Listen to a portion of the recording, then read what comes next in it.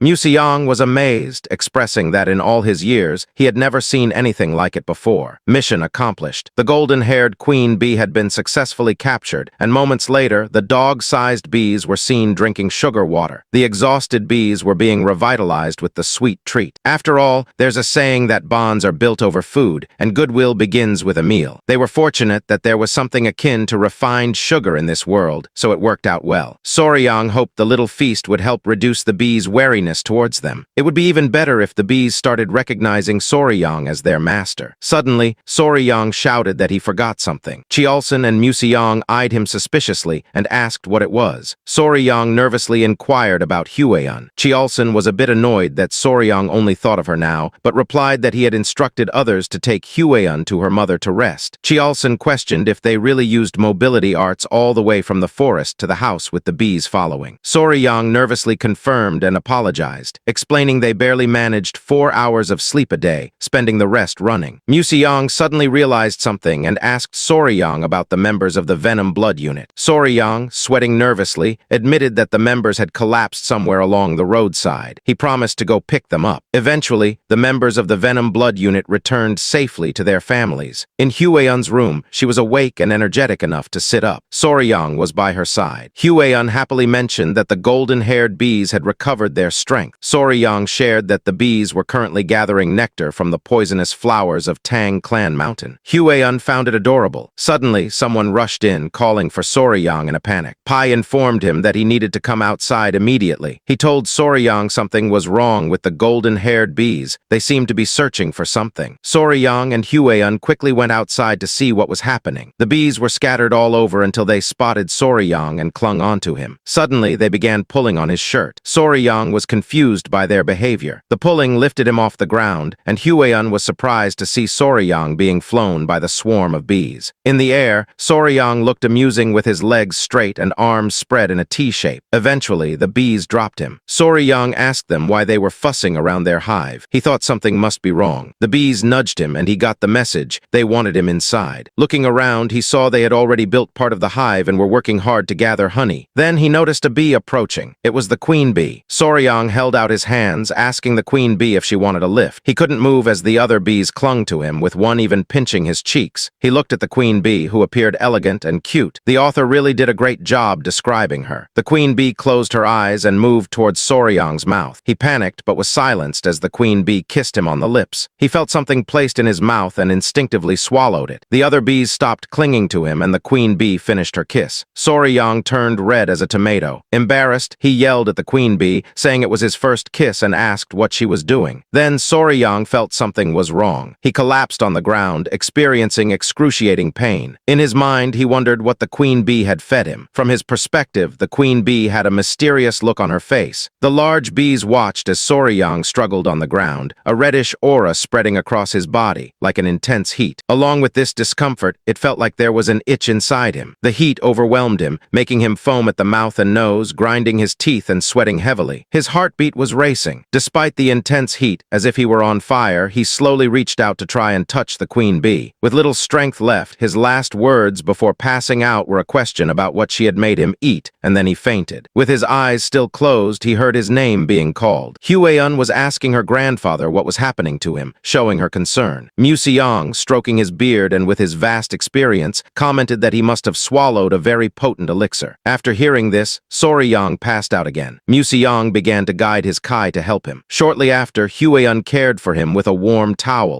She wiped his face. Sitting on the bed with messy hair, he asked where he was. She told him he was in the clan's medical wing. Fixing her hair, she explained that when they saw him, he was being dragged by the golden-haired king bees. She and her grandfather ran to the hive and found him unconscious, so they brought him to the medical wing. She asked if he remembered anything that had happened. He sighed, putting his hand on his face, a bit upset. He thought about his first kiss in that world. Hueyun sensed something was wrong from his expression and asked if he was okay or if something was wrong with his body. She also asked if he wanted her to call her grandfather. He looked at his hands, sighed, and said no. He mentioned that the queen bee fed him the same food she ate, which he thought caused the situation. Curious, Hueyun asked what he had eaten. He said he didn't know the exact name, but if he had to name it, he would call it the king bee's elixir. Hueyun was surprised. With a smile, he explained that the worker bees collect nectar and pollen to feed themselves. Only the worker bees, dedicated to their work, consume this nectar and pollen. After explaining this, she asked if that was the case, then what does the queen bee eat? He casually replied that the queen bee feeds exclusively on the king bee's elixir, made by the workers from birth to death. In other words, the jelly that the queen bee forced him to eat was royal jelly. Hueyun understood the situation. It is the exclusive food of the queen bee throughout her life. But Soriyang furthermore mentioned that the king bee's elixir has a special effect, leaving her surprised. He explained that normal worker bees live around a month and a half, but the queen bee, eating the king bee's elixir, can live up to 60 times longer. Then he asked if this wasn't incredible. Overwhelmed with information, she told him to calm down. It was a lot to take in. With a sigh, she said she understood. The mystery was solved. She explained that the internal cultivation method he practiced is the 5 venoms return technique. It's just a beginner's technique, so he wouldn't be able to absorb all the elixir's power. But since the golden-haired king bee's honey contains 2 months of internal energy, he basically absorbed 60 times that amount, which is equivalent to 10 years of internal energy. Then she congratulated him on his lucky encounter. Soriyang began to feel a bit of energy while repeating 10 years of internal energy. Hueyun, a bit nervous and fiddling with her hair, suggested he check the silver mirror afterward. Blushing, she averted her gaze and mentioned there might be other effects of the queen bee's elixir. Curious, he asked what other effects. While scratching his face in doubt, he asked about the silver mirror. He picked up the mirror and, looking at his reflection, noticed something strange. His skin was so smooth it even shone. Still examining himself, he wondered if royal jelly always had such effects. Upon touching his face, he was surprised to find his skin soft and smooth, almost like that of a woman. While touching his face, he considered that perhaps royal jelly, the food of the queen bee, had caused some effects that were not very pleasant for him, making him worry that he might have turned into a girl. He looked around to clear his doubts. Then he looked between his pants and with a sigh of relief, he lay down on the ground, happy he hadn't lost his most precious possession. Lying on the ground, he recalls Hueyun mentioning that if her grandfather hadn't guided his Kai, something disastrous might have happened. He realized he should thank her grandfather since he was on the brink of death and was saved. He leaves the medical wing and walks through the clan, noticing everyone staring at him. Wondering why so many people are giving him strange looks today, he questions if it's because his internal energy increased. The stares and whispers bother him, so he decides to escape, running off while others laugh as he goes. He arrives at the clan's restaurant and peeks through the door. He spots his father-in-law, future wife, mother-in-law, and the old man dining. His mother-in-law quickly notices him and, pleased, comments on how handsome her son-in-law is. She asks how he is feeling. He greets them, saying he is fine and apologizes for worrying them. His mother-in-law, aware of the situation, says it's okay since he had such a fortunate encounter, making it a reason to celebrate. She decides to tease her daughter a bit, saying she must be envious of Soriyang's skin. Embarrassed, she quickly invites him to sit. Soriyang, also embarrassed, agrees. He joins the table for a huge banquet where everyone enjoys themselves. His father-in-law asks if he is feeling well after everything that happened. He confirms he is and apologizes again for causing concern. He expresses his gratitude to the grandfather for taking care of him. Museong, smiling, congratulates him on his lucky encounter. Seeing curiosity on everyone's faces, his father-in-law asks if he could explain what happened. He mentions he heard a little about the queen bee's elixir from wine, but wants to know the full story. He hesitates, scratching his face, but finally explains that the golden-haired queen bee seemed to like her new home and rewarded him for his kindness. As he gestures, he says she dragged him into the hive and fed him the king bee's elixir. elixir, which he believes caused all the confusion. To his surprise, his mother-in-law comments that even mid-level venomous creatures know how to show gratitude, finding it fascinating. Museong was equally surprised, asking if there's any way to get the king bee's elixir again. He mentions that if they could, it would greatly benefit the clan. Kaelson notes that even the honey from the golden-haired bees would be an incredible treasure, but the queen bee's elixir would be an extraordinary blessing. His mother-in-law, excited, agrees and asks her son-in-law if he could get more of the elixir, leaving everyone at the table confused by her sudden enthusiasm. Hueun then asks him if he could obtain more of this elixir. Soryang thinks it over. If they were just regular bees, they could create several queen cells and trick the worker bees into producing royal jelly. However, with the intelligent, golden-haired bees, they would be turned into hives quickly. Besides, royal jelly is essentially baby food produced by worker bees, but what he consumed came directly from the queen. He ponders whether what he ate might not even be the same substance, making him think more about the situation. He wonders if he should be honest at that moment. Finally, he decides to say that he thinks it wouldn't be possible to get more of the elixir. This prompts Museong and his mother-in-law to ask why it wouldn't be possible. Soryang explains that even if someone could consume it, he doesn't know if anyone would want to. Curious, Kaelson asks if the taste is bad or if it has a strange smell. With seriousness, he replies that it's not about the taste or smell. Sweating cold, he reveals that the king bee's elixir comes directly from the queen's mouth and that the only way to receive it is through direct contact with the queen. He explains that the method involves forming a connection by joining lips with the queen, with her tongue transferring the elixir. Everyone is shocked. Museong, shouting, asks in disbelief, "A kiss on the queen bee's mouth?" His mother-in-law is left speechless. Kaelson, even more shocked, concludes that they must assume it's impossible to get the elixir, unless it's the protagonist since he was favored by the queen bee. For anyone else, it would be impossible. Soon, his fiancée, understanding what happened, drops her chopsticks, outraged. She asks, "A kiss on the mouth?" with a terrifying expression and a murderous look. She says his name, hinting that he kissed the queen bee. It was night, the moon was illuminating a river, and somewhere there was a temple. Someone whose hand was full of scars was observing the landscape. It was the leader of the Murim Alliance, the Emperor of the Fist, called Ju Young-hak. While he was deep in his thoughts, someone knocked on his door, informing him that they had brought tea. This caught Young-hak's attention, who came out of his trance and gave them permission to enter. A beautiful servant brought tea, informing him that she had prepared white dew tea from Zishan. This aroused Young-hak's curiosity, who was somewhat surprised. He sat down to have tea, reminding her that this was the tea from his hometown, and while the servant was serving it in the cup, she replied that she was aware it was a famous tea from Zishan. The emperor thanked her and decided to make sure to drink it well. He picked up the cup of tea, and the maid began to watch closely, and just as he was about to take his first sip, someone knocked on the door and interrupted the alliance leader's tea session. It was the military advisor Zheng.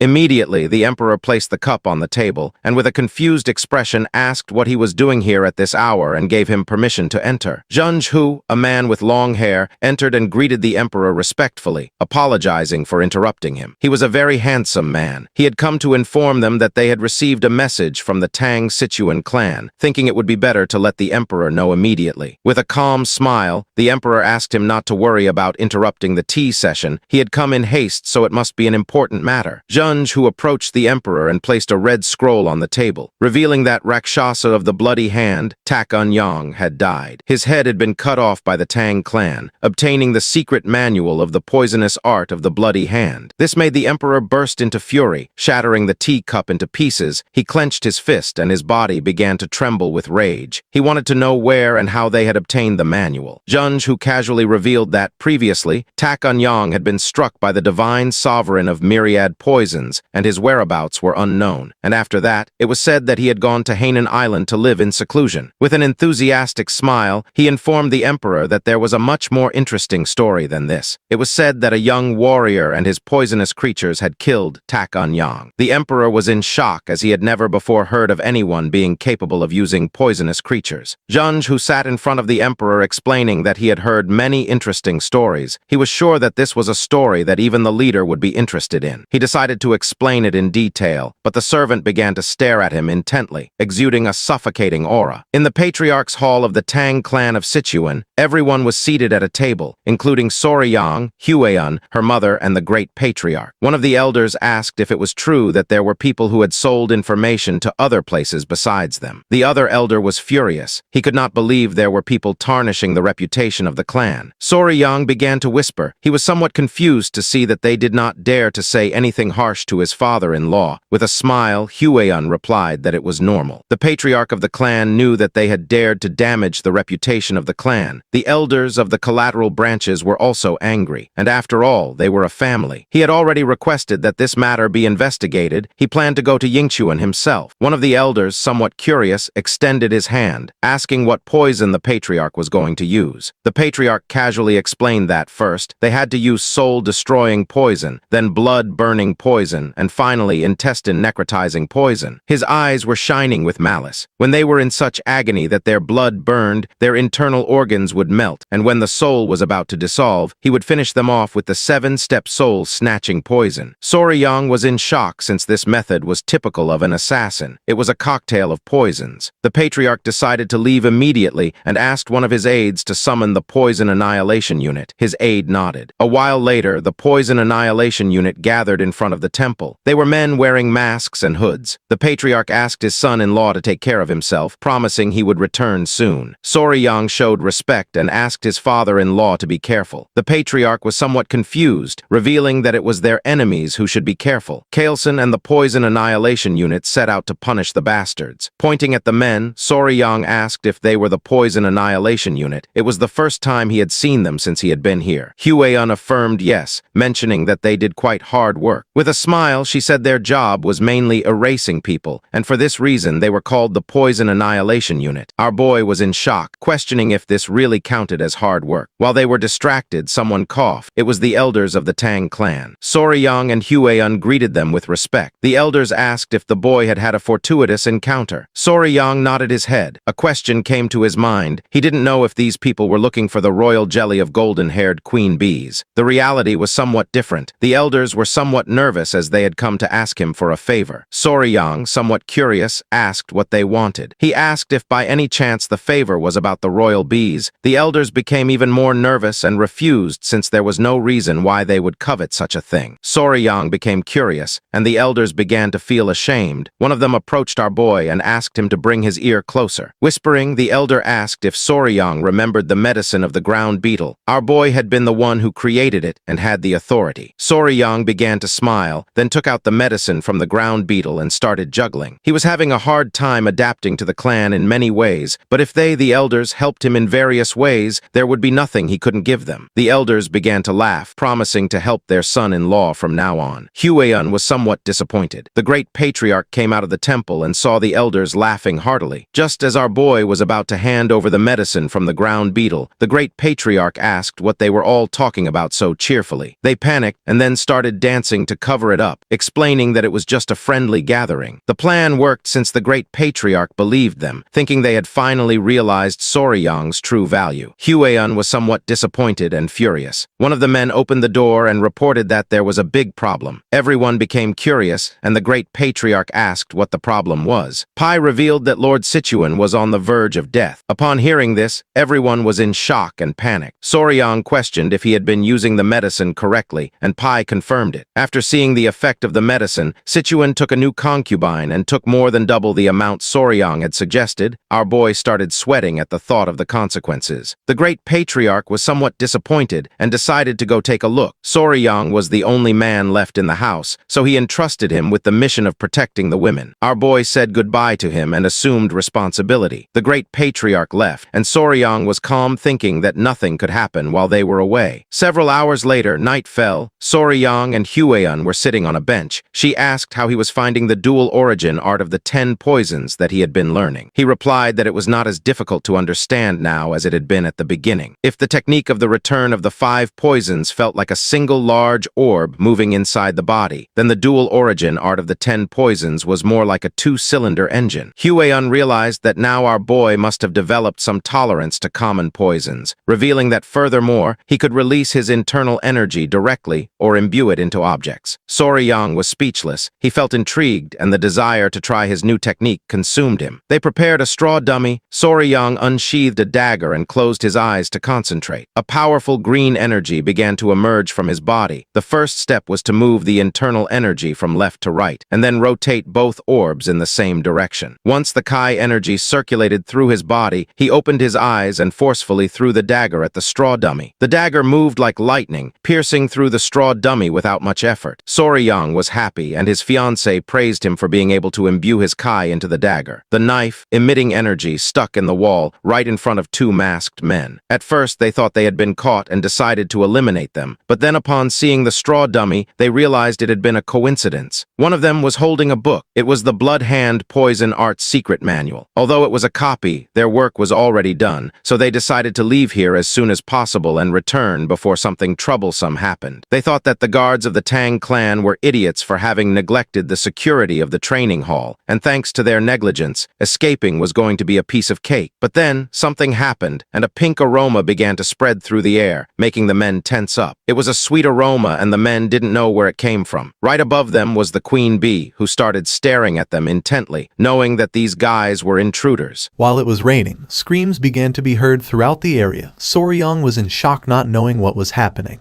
While on the other side, Huan looked toward the direction of the screams and realized that someone was here. Looking toward the bushes, they saw men dressed as ninjas. Two were hiding and one was standing. The queen bee started attacking the man, who was somewhat confused since he didn't know why there was a bee in the training wing. Soryang and Huan began to observe this, and it didn't take them long to realize that they were intruders. Huan knew she had to act. With a furious expression, she dashed towards the intruders, asking Soryang to shoot the arrow. She moved so quickly that she left dust all along the way. Soryang put his arms in front of his face in surprise.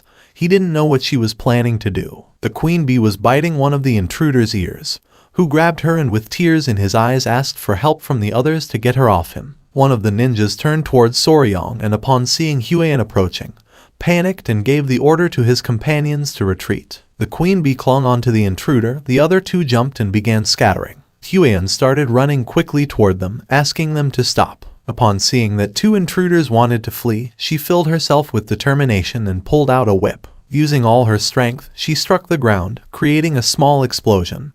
But luckily, the intruders jumped and dodged the attack. Her eyes widened in surprise upon seeing that they had evaded her lash. The man who was being attacked by the queen bee drew his sword and began advancing toward her. The queen bee clung to his head. It was adorable. Soryang couldn't help but panic. He started shouting, asking Lady Huan to be careful. While the queen was sucking the man's head, he unleashed a powerful attack. But to his surprise, Huan blocked the attack without much effort using the whip. She began staring at the man with a piercing gaze. Just before the man had time to react, she counterattacked, and when the man realized it, the whip was in front of his face. The attack created a small explosion on the man's body, and the queen bee flew away. After defeating her opponent, she moved gracefully and appeared behind him. The man lost consciousness and fell to the ground. Soryang was open-mouthed and somewhat worried about her. She turned to him and with a calm expression asked him not to worry as she was fine. The man's body began to emit an evil energy, causing him terrible pain. The queen bee sat on Soryang's shoulder, his gaze fixed on the body. He panicked, not knowing who this guy was or if he was dead. Huan put the whip inside her clothes, and the strange energy emerging from the man's body caught her attention. She began to observe in silence with a curious expression. Within seconds, the man lost his life, and she revealed that this guy had bitten poison to kill himself, surely because he had something he wanted to hide. Not far from them, someone sensed the presence of the intruders and started shouting to alert the guards. Huan turned around and decided to organize a pursuit team and begin the hunt. Our boy started sweating. He was somewhat surprised by her attitude. Huan asked him to follow her along with Gu Pi, the leader of the Venom Blood unit. It was nighttime, and the forest was illuminated by torches. Soryang, Pi, and several other members of the clan were chasing after the intruders through the forest. Pi, who was at the front, knew they couldn't have gone far. With a determined expression, he made it clear that they must capture them at all costs. The others did not seem tired, but Soryang was. He began to sweat and focused on using his two-cylinder engine. By doing this, he forcefully stomped the ground, breaking it into pieces. His body sank into the ground, and he started screaming like a madman. Because of this, small centipedes came out of his clothes. He turned around and with a confused expression asked if he was okay. Soryang created a large hole in the ground. P and the others stopped chasing the intruders and approached the hole to help Soryang. Thanks to their help, he got out of the hole and thanked them since he thought he was done for. He turned his head back and something caught his attention. Beneath him there were a bunch of green snakes, staring at him intently. Soryang couldn't help but start sweating and feeling fear, realizing it was a snake nest. He began observing the snakes and explained that snakes often gathered where the yin kai was strong, particularly during this season. They were unusually aggressive, so he asked Soryong to stay alert. Soryong couldn't help but sweat in fear. One of the snakes opened its mouth, ready to attack. For him, this was strange since tiger-striped water snakes typically weren't so hostile. The sky was filled with black clouds. Soryong admitted it was his fault they had been delayed. He knew it was going to rain, so he suggested moving quickly. T and the other man turned around, thinking he was right. They started running again since they couldn't lose sight of the intruders. Not far from them, a light could be seen. P turned to Soryong, mentioning that they had found them. The masked men were furious. They were in a dead-end alley. Behind there was a rocky mountain. And while the sky was thundering, P and the others arrived, surrounding them. P and the others put their hands inside their clothes, announcing that this was where the escape ended. Soryong remained silent, while on the other side, one of the men's gaze fixed on the intruders, giving the order to the others, tighten the encirclement. The members of Unit Venom Blood drew their kunais, and upon seeing this, the masked men also unsheathed their weapons. Unit Venom Blood began advancing toward them, ready to attack. While the man wielding a sword was moving toward them, two men threw kunais, but one of the ninjas deflected them using his dagger. The man attacked with force and his sword and the ninjas' daggers clashed against each other. They were furious to see how strong this guy was. One of the ninjas moved quickly and gave a strong kick to the man's face, making him drop his weapon. They ordered him to get out of their way. Seeing this, the member of the Venom Blood unit couldn't help but panic. While the ninjas were distracted, something started approaching them at great speed. It was P. He tried to attack by surprise, but the ninja crouched quickly, dodging the attack. P began to observe in silence. The ninja took small jumps to retreat, but P used his skill called Triple Mirage Kill and threw his kunai towards the ninja. The kunai started flying towards the ninja and then exploded only to shoot into 3 kunais. Upon seeing this, the ninja was speechless. Luckily, he blocked 2 of the daggers, but one of them stuck in his shoulder, causing him severe pain. He put his hand over the wound. P began to approach, calling him a lucky bastard. 2 of the ninjas had already fallen and only one remained standing.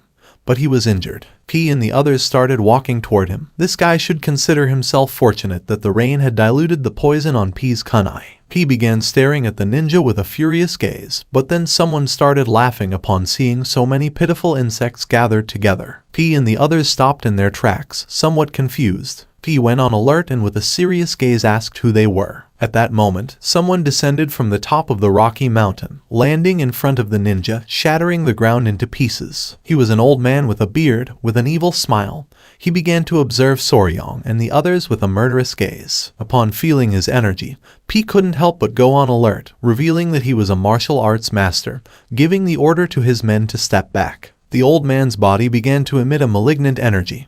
He stood up and with a smile started walking towards them. He asked the ninja if they had recovered it. In response, the ninja closed his eyes and took out the book he was hiding under his clothes, explaining that it was not the original but a copy recorded by the Tang clan. This caught Soryong's attention, leaving him somewhat surprised. His eyes widened when he remembered that the great patriarch had told him that the book was something only bad people looked at. His attention fixed on the book, and it didn't take long for him to realize that this was a copy of the bad book his grandfather was reading last time. They had tied up one of the ninja's bodies. Soryong, who was sitting next to him, revealed to P that the book was a copy of Blood Hand Poison Art's secret manual, leaving him somewhat surprised. His eyes filled with rage, causing him to clench his teeth tightly. The ninja handed the book to the old man, who opened it and began reading it with a sinister smile. P clenched his fist out of anger, not knowing what kind of people would dare to covet something so sinister.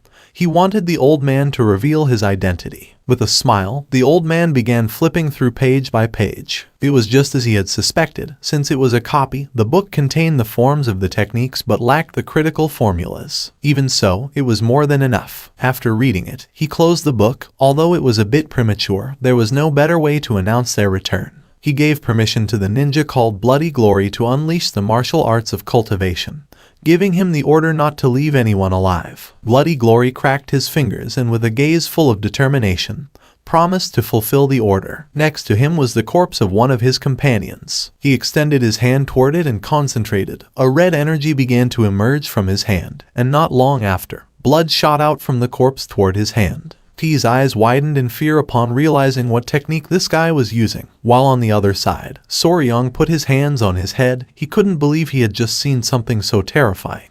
The ninja's eyes began to glow, and with a smile, he started absorbing the blood from the corpse through his hand. In the blink of an eye, the kunai that was lodged in his shoulder fell to the ground, and his wound healed completely. The old man began to smile like a madman. He summoned a ball of energy in his hand, and with an evil gaze revealed that he was none other than an elder of the blood cult, the Blood Hawk Dagger Claw named Lord Guchenak. Soryong clenched his teeth and drew his kunai.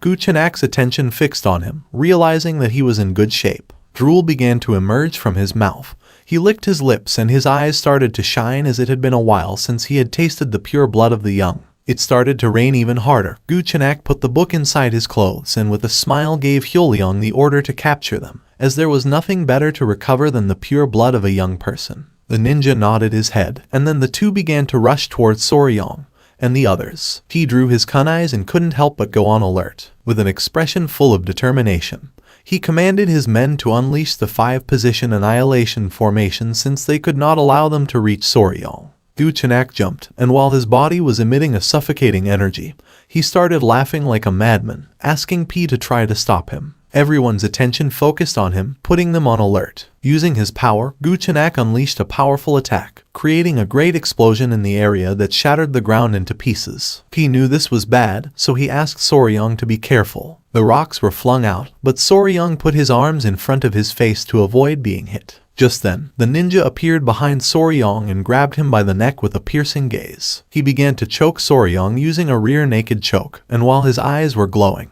he asked him to stay still since the elder wanted to take his pure blood. Little by little, Soryong started running out of air, causing his face to turn blue. But with his remaining strength, he gave the order to his children to bite. The small centipedes emerged and attacked the ninja, biting him on the wrists and neck, forcing him to release Soryong. The small centipedes were biting with all their might. They were adorable. Seeing that they were centipedes, the ninja couldn't help but feel somewhat confused. While the ninja was trying to understand the situation, someone threw a kunai which lodged in his head, leaving Soryong somewhat confused. The small centipedes returned with Soryong and the ninja's body began to burn in flames. He put his hands in front of his face and closed his eyes without knowing what was happening. Someone called out to Soryong. He turned around and his eyes widened with happiness. It was Hyoyeon, the elder of the clan, and Wolfgang. She had been the one who had thrown the kunai. She became serious, and Wolfgang clenched his teeth as something caught their attention. P and the others were using the 5-poison annihilation formation, so they didn't know what was happening. P's men began attacking Guchenak, who grabbed one of them by the neck and with a smile started releasing malignant energy. He turned toward them and with a nervous gaze revealed that they were being attacked by an elder from the blood cult. This made Hyoyeon's eyes widen in surprise and fear. She couldn't believe what she had just heard. She panicked, started running towards them and gave the order to everyone to assist Deputy Leader Gu P. Wolfgang began to follow her and nodded his head. With a serious gaze, he gave the order to everyone to transform the 5-poison annihilation formation into the 9-poison formation annihilation. Guchenak defeated one of the clan members and threw his body to the ground.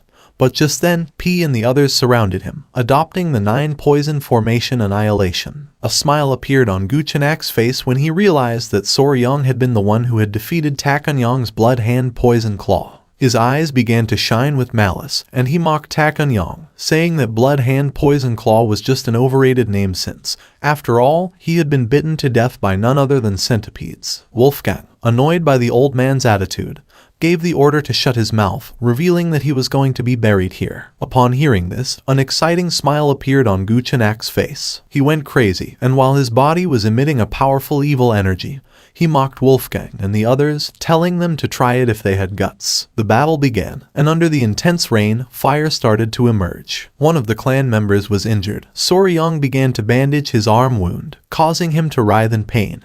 But he asked him to please hold on a little longer. Soryong bandaged the wound. He was somewhat worried since things were not going well as their side was becoming increasingly exhausted. Guchenak grabbed one of the clan members by the neck and with a smile began to use his power and absorb his blood. While P and the others grew weaker than before, this bastard from the blood cult became more energetic again as soon as he absorbed blood to recover. Guchenak attacked Hyoyeon, causing her body to crash against the tree. Soryong, who was bandaging the wound, couldn't help but go on alert. She fell to the ground, clenched her teeth, and began writhing in pain. Soryong, showing concern, turned around and asked if she was okay. He approached her and, worried about his future wife, placed his hands on her shoulders and asked if she was hurt anywhere. She lied saying she was fine, but then spat blood. She grabbed Soryong's hand, making him curious. With an exhausted look, she asked her future husband to please return to the clan and bring reinforcements, revealing that at this moment, they were not enough to defeat Gu Chenak. Soryong couldn't help but grit his teeth and feel furious knowing that she was right.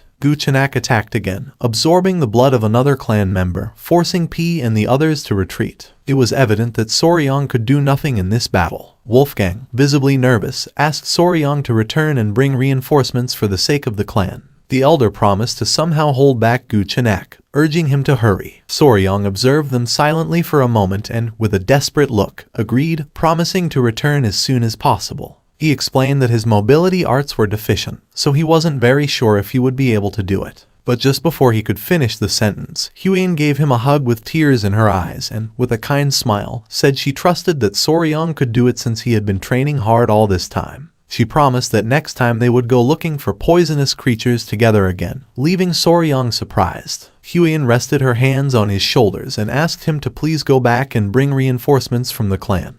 Then she ran out to support the others. Soryong stayed thinking in silence. With a sad gaze, he decided to return since this was driving him crazy. He started running back to the clan under the intense rain.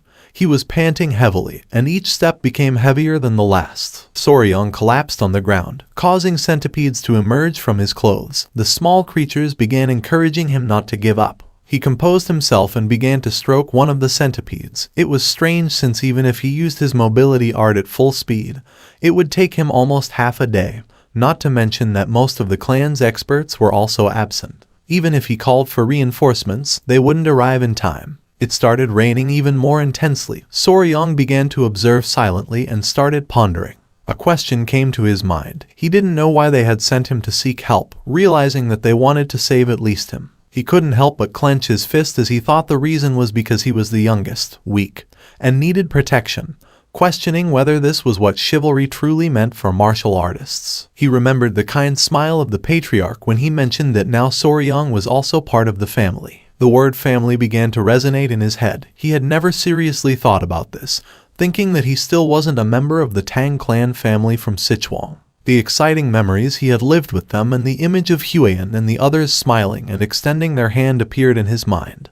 Everyone thought that he was already part of the family. He couldn't help but feel somewhat embarrassed and didn't take their hand since he was the only one who thought that he wasn't part of the family yet. Soryong began to smile, and then he caressed one of his centipedes, realizing that they were too warm-hearted to be a clan of assassins. He stood up, and his eyes began to shine with determination as it was time to save Mom. The centipedes made an adorable sound, indicating that they were happy. Soryong started running. He was determined to save them. He had to think of some way. The members of the blood cult could recover energy. The forest was full of poisonous creatures like snakes and frogs and poisonous plants. Soryong continued running until he stopped. In front of him there was a nest of snakes.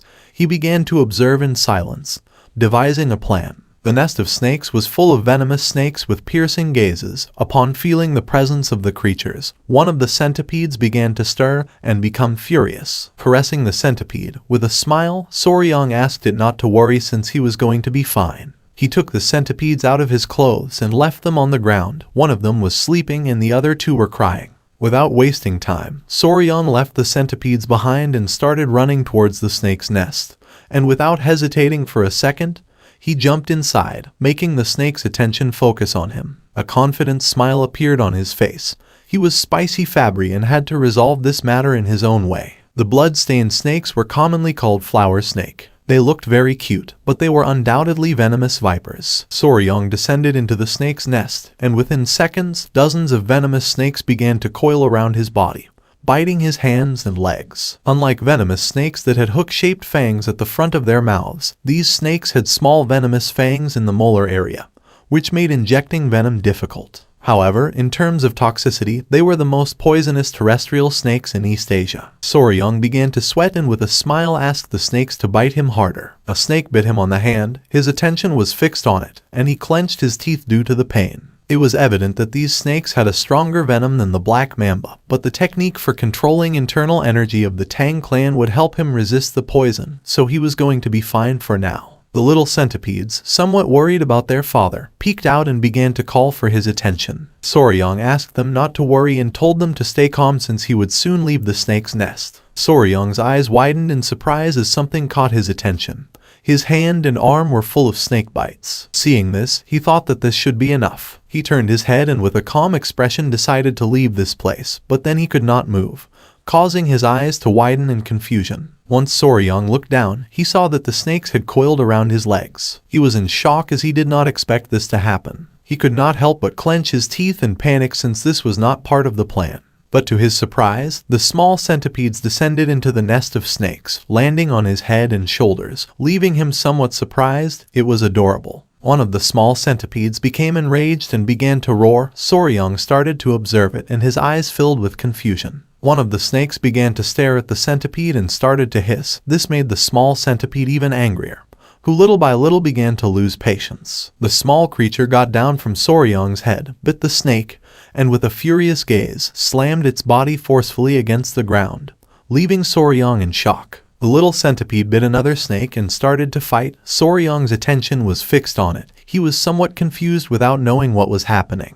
In an instant, the little centipede defeated the snake and its eyes began to shine with joy and it began to smile. Soryang could not help but thank it for scaring away the other snakes. Soryang crouched down and realized that they were worried about him. He began to caress the centipede's head and could not help but smile. The little centipede climbed onto Soryang's head and fell asleep. With a smile, he decided it was time to go to mom. Back in the battle, Hueon was somewhat exhausted, but her eyes were shining with determination. Many of the clan members had already fallen, and while several were surrounding Guchenak, he grabbed another by the neck and using his power, absorbed his blood, recovering energy. Hueon knew better than anyone that at this rate everyone was going to die. Foam began to come out of the man's mouth. Guchenak tightly grabbed his neck and began to absorb his blood. His eyes started to shine, and with a wicked smile, he mentioned that this was very easy. He was exhausted and sweating. He couldn't help but clench his teeth. Guchenak mocked them, asking if there was no one left who could stand against him. Hueon drew her whip. Instead of thinking about fleeing, she wanted to keep fighting and hoped that Soryang had escaped safe and sound. She stood firm and gave the order to everyone not to lose sight of Guchenak and to keep as much distance as possible. The rain was going to stop, so she asked them to send another signal to the nearby warriors. One of the men nodded, and Guchenak couldn't help but smile. One of the elders stepped forward and, with a sincere gaze, asked Hueon to retreat with Soryang.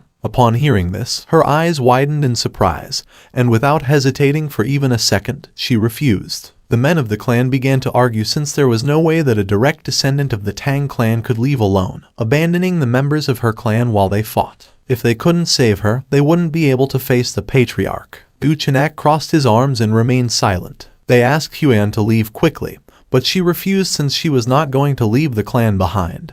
This made Guchenak gradually start losing patience. He interrupted the conversation and said that it was enough. He began to observe Hueon and the elder and made it clear that if his toys escaped, he would end up bored. He couldn't help but show an evil smile. He put his hand on his chin and revealed that if Hueon fled, he would turn the Tang clan into a hell since, to announce the return of the blood cult, it was necessary to give a great greeting. The elder couldn't help but clench his teeth upon realizing that this bastard had no intention of letting any of them go. Upon hearing this, Hueon drew her whip. With a determined gaze, she swore to take at least one of Guchenak's arms even if in the process everyone died. The others nodded their heads, her gaze fixed on Guchenak, and he couldn't help but smile. But just then, someone appeared behind them and mentioned that it was just as she had said. Someone from the clan never leaves the other members behind.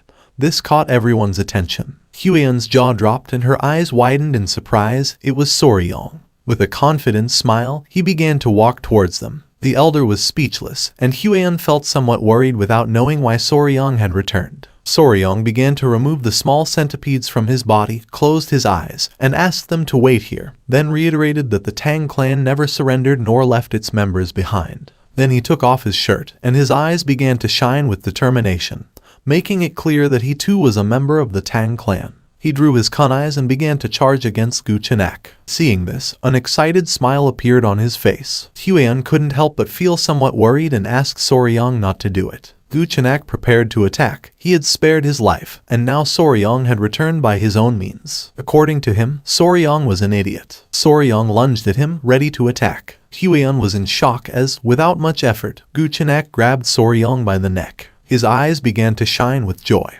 He extended his hand and began to smile upon seeing that Soryong was willing to give him his blood. He placed his hand on Soryong's abdomen and decided to taste his blood, making him clench his teeth. But Soryong reacted in time and blocked the attack with his arm. Using his power, Guchenak began to absorb his blood. With an evil grin, Guchenak called Soryong an idiot, explaining that blood also flowed through the arms. He began to absorb Soryong's blood through his arm, causing him terrible pain. Seeing this, Huion and P panicked. She couldn't help but feel fear, and showing concern, she gave the order for everyone to help Soryong. While Guchenak was slowly absorbing Soryong's blood, P and Huion started running toward them. Guchenak began to feel pleasure since it had been a long time since he had tasted the essence of a young man's blood. Just before P and the others could approach him, he forcefully stepped on the ground, released Soryong's body, and used the technique called blood-filled wave, destroying the ground and repelling everyone. P and the others were sent flying backward and crashed into the ground. Luckily,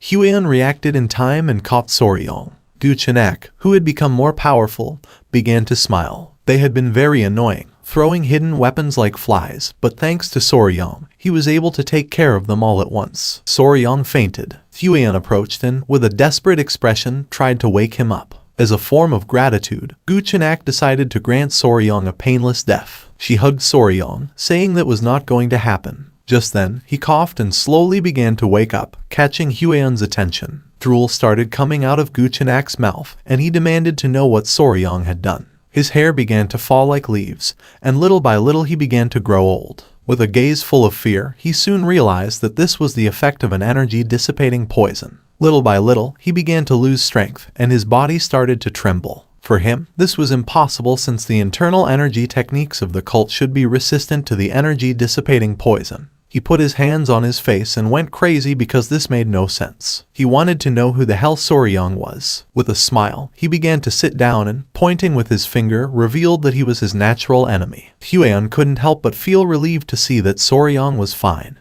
Little by little, the poison began to take more effect, and Guchenak could not help but tremble with fear. He could not believe that he had been defeated by a mere child. Soryong began to run out of energy, and with his last strength, he started looking at Huion and, with a tired gaze, revealed something to her. This made Huion's eyes widen in surprise, leaving her in shock. Guchenak's gaze fixed on Soryong, and his eyes began to shine with rage. He could not help but clench his teeth and sweat since he did not know what Soryong had done to his body. He panicked since ever since he had let Soryong's blood flow through his body, the blood no longer obeyed his will. He took a step forward, revealing that the blood cult's domination was just within his reach. He went mad and started running towards Soryong, swearing that he could not collapse here. He lost his composure, opened his mouth, and lunged at Soryong, intending to kill him. Upon seeing this, Huion drew her whip, clenched her teeth, and went on alert knowing that this was not good. Just before Guchenak could approach, she swung her whip forcefully, which wrapped around his neck, causing him terrible pain. Her eyes widened in surprise, leaving her speechless. She could not believe that her attack had landed. Guchenak grabbed the whip with both hands and began to exert force to free himself. A ghostly monster of a dark martial artist like him had not been able to dodge her attack. Guchenak's eyes began to shine, and drool started to emerge from his mouth. He was furious without knowing what Soryong had done to his blood art. Even if he crushed his bones and drank them, it would not be enough for him to recover. He exploded with rage and started running like a madman towards Soryong, swearing to kill them all, revealing that the blood cult had returned. Huion's eyes widened with concern. She gripped the whip tightly and with a furious expression asked the old man to shut up and die. Just before Guchenak could take another step, she tore off his head using the whip. His head shot out and fell near P. His attention fixed on it, and his eyes filled with confusion, and then a joyful smile appeared on his face upon seeing that they had won. Guchenak lost his life. The elder of the clan started running towards Soryong and Huion to see if they were okay. The members of the clan began to celebrate since the lady had torn off the head of the elder of the blood cult. With a confused and surprised gaze, she asked Soryong what had happened and how he had managed to weaken Guchenak. Soryong caught her attention by calling her big sis. Upon hearing this, she couldn't help but blush and feel embarrassed. Our boy started sweating and dark circles appeared. But even so, he did not stop smiling and said he needed to be bitten by a tiger-striped water snake to treat the poison. Seeing Soryong's condition, Huion panicked and was confused since she did not know what was happening. Soryong's face turned pale. Huion remembered that the tiger-striped water snakes had no venom. She ordered the clan members to bring an antidote. A few hours later, drooling, Soryong woke up in bed, and his eyes widened in surprise as he did not know where he was. Upon seeing that he had awakened, the attention of the great patriarch was fixed on him. He advised him not to move yet. Huion was also present in the room. With a surprised expression, she noticed that he could not move. Soryong was face down and stiff on the bed, his eyes filled with confusion, and he asked what this situation was. The great patriarch used his power and concentrated his energy on his back. Huion could not help but feel somewhat relieved to see that he had regained consciousness. The great patriarch revealed that 10 days had already passed since Soryong had collapsed. This left our boy in shock. With a kind smile, Huion mentioned that thanks to him she had been able to cut off that bastard's head. And then, they took Soryong's collapsed body back to the clan. And the poisoning was so severe that if Grandpa hadn't returned early, it would have been a disaster. Soryong swallowed saliva and his eyes filled with fear as he remembered how he had been bitten by a snake in his past life.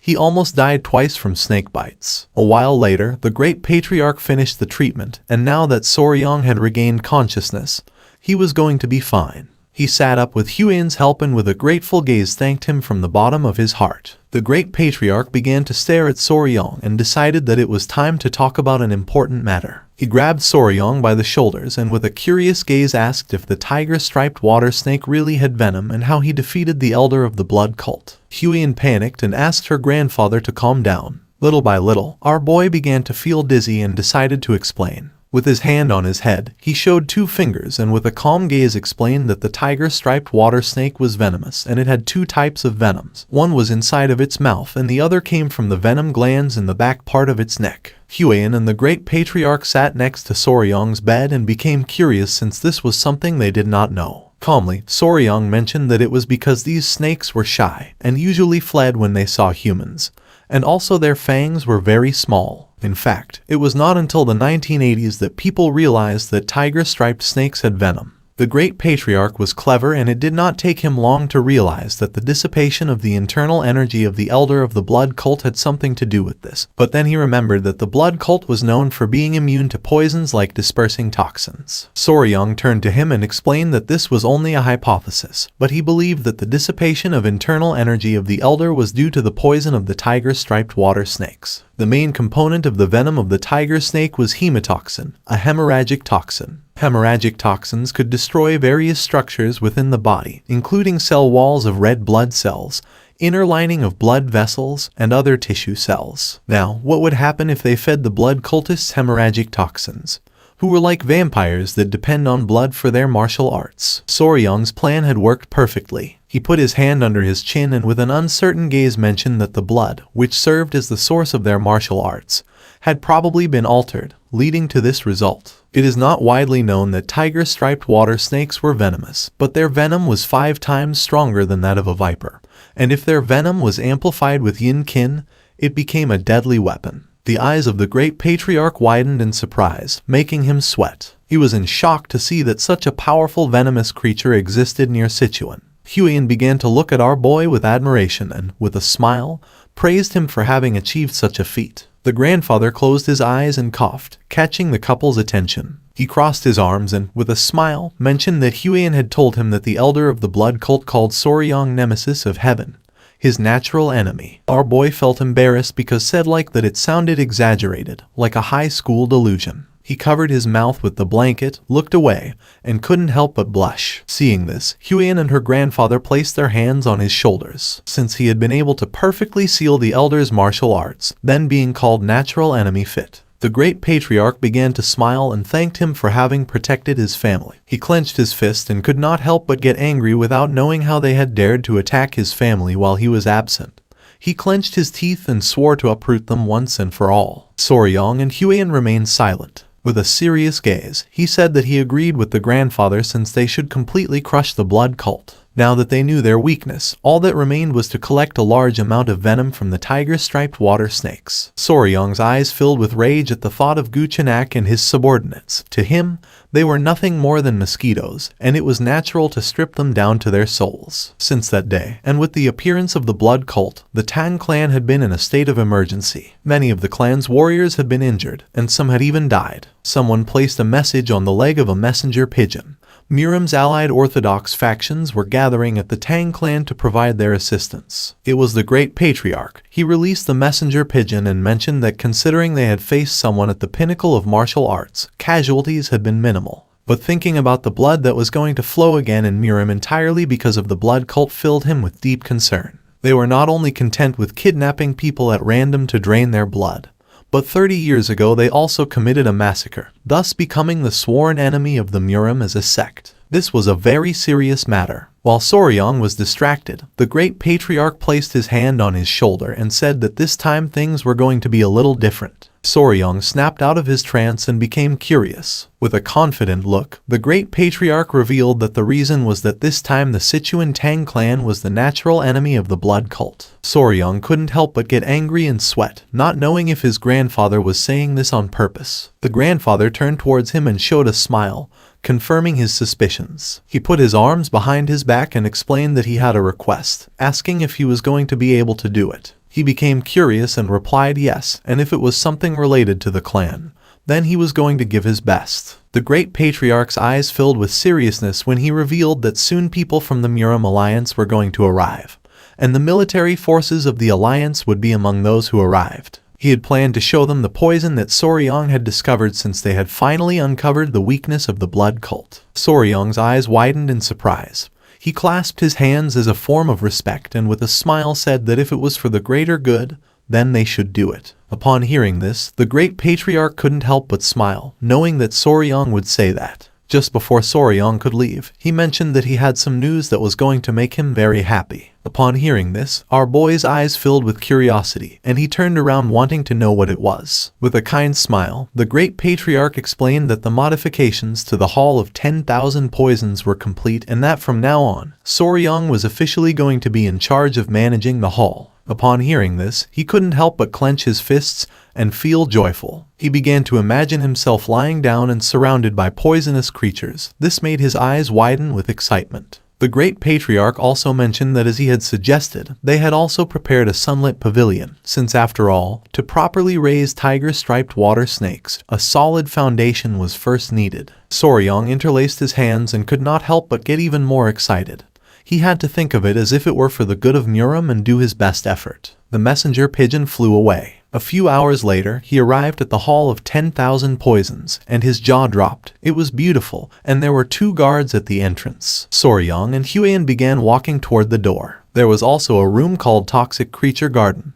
Huiyan's attention was fixed on it. She put her hand on her chest and entered into confusion. Soryong crossed his arms and with a smile explained that it meant a backyard where all the poisonous creatures of the Central Plains gather. She became nervous and asked if he intended to gather all the poisonous creatures. With a confident look, he replied that yes, since as he had promised her someday he was going to gather the 10 great venomous creatures of the Central Plains. This made Huiyan blush like a tomato. She put her hand over her mouth and looked away. Without wasting time, she ran off with the excuse that she wanted to see why people were gathered. Soryong couldn't help but feel somewhat confused. Just then, a member of the clan was pleased to see that they had arrived. It was Gupi.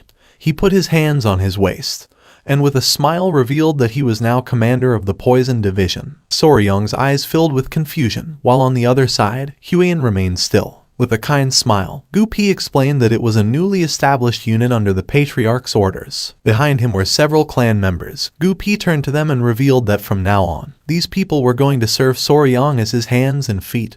Whether it was to find poisonous creatures or raise them, he could count on them. Upon seeing this, drool began to fall from Soryong's mouth, while on the other side, Huiyan could not help but feel envy. The eyes of our boy began to shine with joy upon thinking that this was like having staff from a pet store, realizing that they were truly giving him all their support. This was a moment in which Soryong's dream took one more step toward reality. The messenger pigeon reached its destination. A woman with black hair received the message, and after reading it carefully, she noticed that the blood cult had returned. She began to gaze at the sky, knowing that in the once peaceful Central Plains, a bloody storm was about to break out once again. The next day, early in the morning, Jiuchu and his men set off towards the Tang clan. One of the elders turned around and with a smile mentioned that they would soon arrive and assumed that they would finally have to stay at the Tang clan mansion that night. A smile spread across Jiuchu's face. He couldn't help but feel happy as it was a relief to escape sleeping outdoors. He began to imagine the leader of the Muram Alliance, the Emperor of the Fist, Ju Yonghak, with his fists clenched and his eyes shining with rage. With a nervous expression, Jiuchu realized that he had to bring at least one good piece of news. He was eager to find even a small trace of the blood cult. After several minutes, they arrived at the entrance of the Tang clan, which was being guarded by 2 armed guards. The elder could not help but feel joyful upon seeing that the Tang clan mansion was in sight. The attention of one of the guards fixed on them, and his eyes widened in surprise. He assumed that they must be the guests from the Muram Alliance. Jiuchu stepped forward, closed his fan, and with a calm gaze introduced himself as the military advisor of the Muram Alliance. One of the guards opened the door, and the other greeted them as a sign of respect and thanked them for their valuable visit, asking them to please wait a moment. The eyes of the guard expanded with nervousness. He looked to one side and explained that there were some things they had to be aware of before entering the Tang clan mansion. Upon hearing this, Jiuchu's eyes widened in confusion, making him curious, while on the other hand, the elder asked if they had to surrender their weapons before entering. The guard began to touch his chin with his finger and with an embarrassed expression mentioned that this might sound embarrassing, but explained that no matter how small or insignificant a creature might seem, they should never take a life within the Tang clan.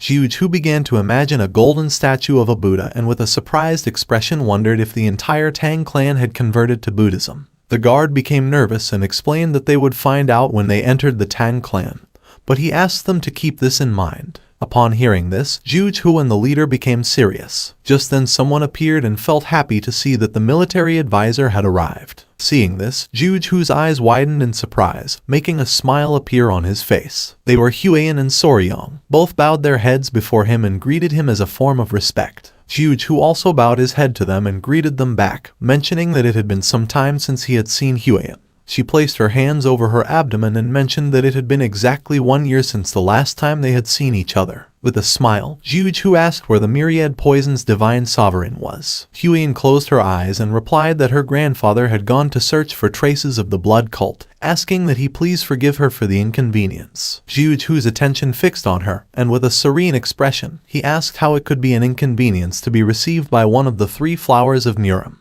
His eyes widened with curiosity, and his attention fixed on Soryong. He asked who this young warrior was. With a kind smile, our boy said that it was an honor for him to meet the military advisor. He greeted them again and introduced himself as Soryong. Upon hearing this, Jiuchu and the elders' attention focused on him. They were confused to see that he was not from the Tang clan. Huiyan placed her hand over her chest, looked away, and with a nervous expression revealed that Soryong was her fiancé. This revelation left Jiuchu and the elder in shock. The men who had come with them started losing their minds and feeling jealous upon seeing that one of Muram's 3 flowers had a lover. They clenched their fists, and their eyes filled with tears. For them, this world was unfair, and they did not know where Soryong had come from. Envy also became evident in Jiuchu's eyes. He opened the fan, and while gazing at the ground, he asked if they could guide them inside. He knew that at this rate, it was possible that the whole group would request a sparring match with Soryong. Just then, a strange sound spread through the air. The eyes of Zhenghu and the elder filled with confusion and curiosity since they did not know where that strange sound was coming from.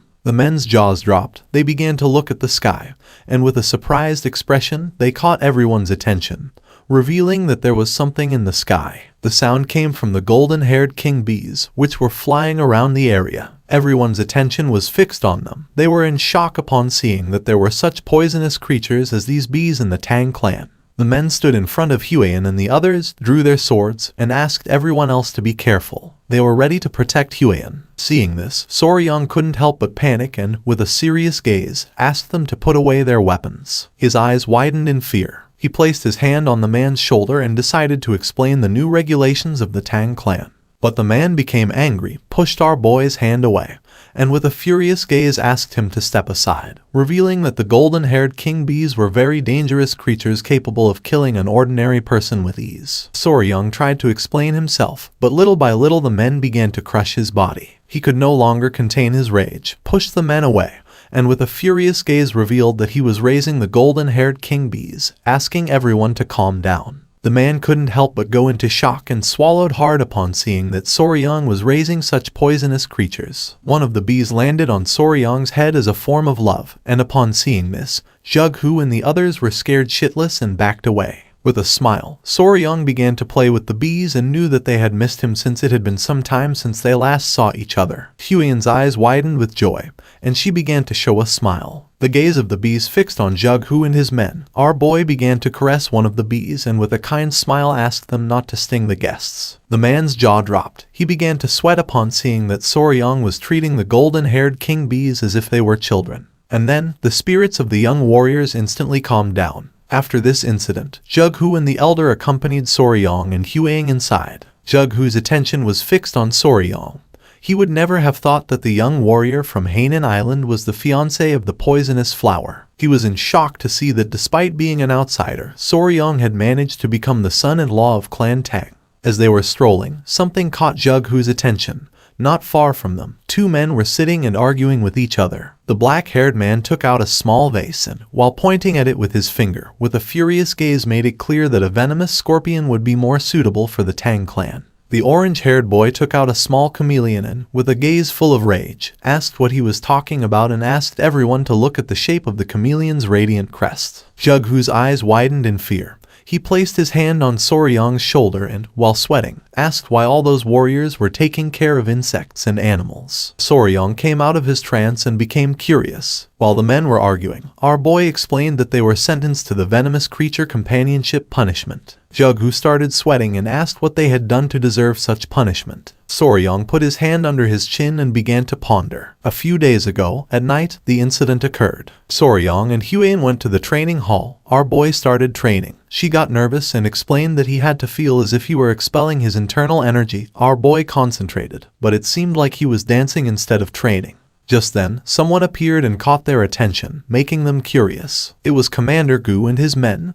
They all closed their eyes and became nervous. With a sad gaze, Gu Pi apologized, explaining that this time more than half of the rat pups captured to feed the tiger-striped water snakes had died. Upon hearing this, Soryang turned towards them and his eyes filled with sadness. Huyen was somewhat surprised as she did not know what was happening. Soryang crossed his arms, closed his eyes, and let out a sigh knowing that there was not much they could do about it since naturally rats were sensitive, and if things became too noisy, sometimes the mother would kill them. But Gu Pi revealed that the warriors had eaten the rats. Soryang's eyes filled with confusion. Gu Pi explained that they had eaten the rats as snacks while drinking alcohol. His eyes widened in shock. He was speechless upon seeing that the warriors had eaten the young ones as a side dish for alcohol. He was confused, not knowing what was happening. Huyen crossed her arms, began to observe Gu Pi, and explained that 3 screeches was a dish where live baby rats were dipped in sauce and eaten. Gu Pi could not avoid feeling embarrassed. He lowered his head again before Soryang and apologized again. Soryang was paralyzed trying to understand the situation. Huyen approached them and began scolding them. Gu Pi grabbed his ears and explained that some of the poison handlers were from Henan, and they had said that it reminded them of their home, and one thing had led to another, causing this to happen. Soryang started staring at them with contempt and finally realized that the baby rats that had been captured to be used as food for the tiger-striped water snakes had been eaten by the warriors. He was furious and knew he had to do something so they would learn to value the creatures they raised. In this way, it was how the Tang clan of Sichuan established the venomous creature companionship punishment and a new set of rules. Back in the present, Soryang crossed his arms and his gaze fixed on them, explaining that each of the warriors was now responsible for raising a venomous creature. The warriors began to argue among themselves. Jughu couldn't help but sweat, finally realizing why each one had a venomous creature. His eyes widened with curiosity and his gaze fixed on Soryang. To him, he was someone very interesting. Soryang began staring at the warriors with hatred and sighed, and Jughu finally realized that he was not an ordinary person. At nightfall, the great patriarch arrived, and the 3 sat at a table to chat. With a serious expression, the great patriarch recounted everything that had happened. Jughu closed his eyes and with a smile mentioned that Soryang must be the enigmatic young warrior whom the patriarch of the Tang clan had met on Hainan Island. The great patriarch began to observe him and with a smile asked what he thought about the treasure of the Tang clan. Jughu praised our boy, saying that calling him enigmatic did not do him justice, admitting that the golden-haired king bees were astonishing. Soryong could not help but feel nervous upon seeing that he was being praised. Jughu's eyes began to shine with seriousness. For him, it was worrisome not to have found a single clue about the blood cult. With a smile, the great patriarch turned to Soryong and made it clear that they could not sit idly by and allow the influence of the blood cult to continue growing. Soryong's eyes widened with curiosity, and he turned toward him. The great patriarch asked our boy to bring that. This made Jughu's eyes widen in confusion and curiosity. The great patriarch began to show a finger and, using his power, created a barrier around them.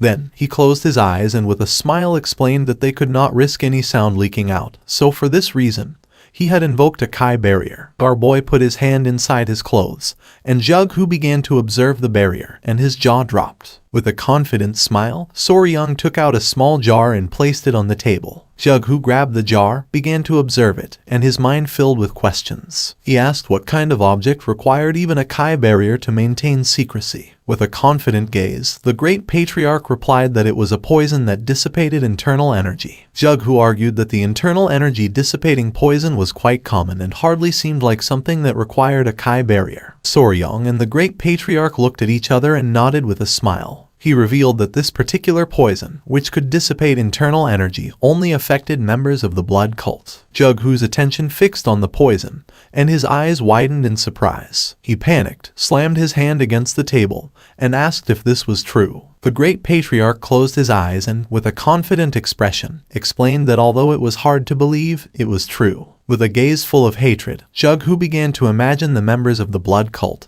thinking that this was a truly incredible discovery, revealing that the reason they had fought so hard during the blood cult rebellion 30 years ago had been because they had used internal energy dissipating poison against them. The great patriarch began to recall the blood cult rebellion and confirm Jughu's suspicions by explaining that when martial artists like them were poisoned, their internal energy dispersed, leaving them powerless, but the members of the blood cult remained completely intact. With a serious gaze, Jughu asked what the potency of this version of the poison was. The great patriarch's eyes began to shine with confidence, and he responded that according to Huian, the poison was capable of reducing their physical abilities to the level of an ordinary person, revealing that she had defeated a blood cult elder who had been poisoned with a single blow. Upon hearing this, a smile appeared on Jughu's face and his eyes began to shine with joy, realizing that this had the same effect as the internal energy dissipating poison from the past. He greeted the great patriarch as a form of respect and thanked him since with a gift like this, even the leader of the alliance could breathe more easily. He turned to Soryong and mentioned that if Jughu wished to express gratitude, he should direct it to Soryong since he was the one who had made this discovery. He explained that Soryong had poisoned himself with the poison to lure the elder of the blood cult into absorbing his blood,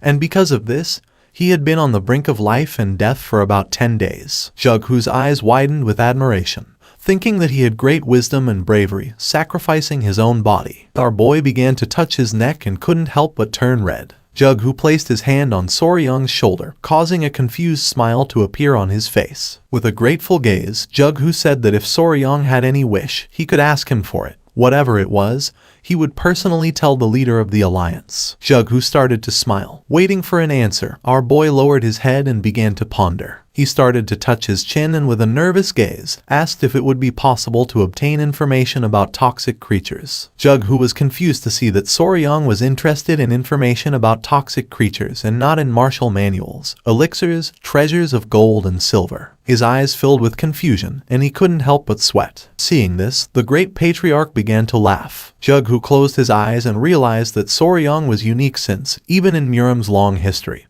this was the first time he had seen such an eccentric person. He opened his eyes and, with a smile, explained that it might not be exactly the toxic creature he was looking for. He asked if our boy was interested in a mystical stone lizard.